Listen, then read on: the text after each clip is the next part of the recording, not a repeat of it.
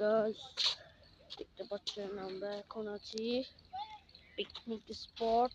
যে guys picnic স্পটে আছি আমরা।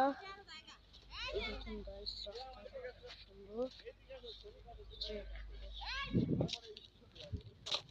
এখন আমরা এগিয়ে হাঁটতে যাচ্ছি গাইস।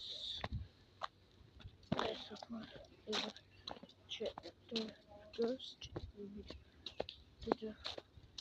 একটা লাইক বেশি বেশি আসে গাইস।